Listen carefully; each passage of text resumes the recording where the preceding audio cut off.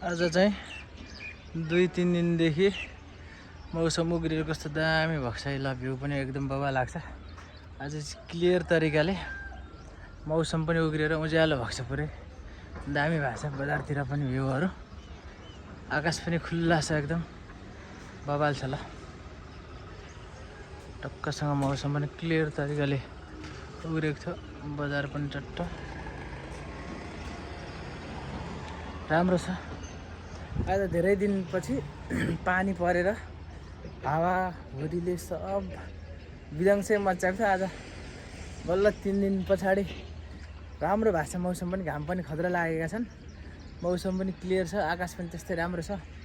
आज चाहिँ राम्रो भएको छ मौसम गाइज। ल हाम्रो सिन्धुली मरिनतिर चाहिँ मौसम बबाल भएको छ, खतरा भएको छ। आज चाहिँ चट्टसँग चर्को घाम लागेका छन्। आनन्दले घाम ताप्न पनि आनन्द भएको छ। बल्ल आज 3 दिनको दिनमा घामको अनुहार देख्न पाइएको छ।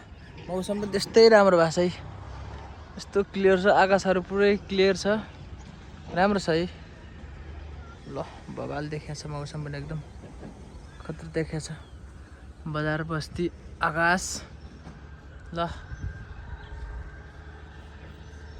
हाम्रो सिन्धुली मरिन गाउँपालिका धमिलेमा चाहिँ यत्तिको घाम देखिएको छ। आज बबाल छ, क्लियर पनि छ। 2-3 दिनदेखि होला पानी परेर कस्तो उजाड भएको थियो, चिसो पनि त्यस्तै भएको थियो। पानी परेर हावाहुरी परेर हिजो बेलुकासम्म, आज त बिहानदेखि घाम लागेर कस्तो दामी भएको छ। मौसम पनि खतरा देखिएको छ क्या।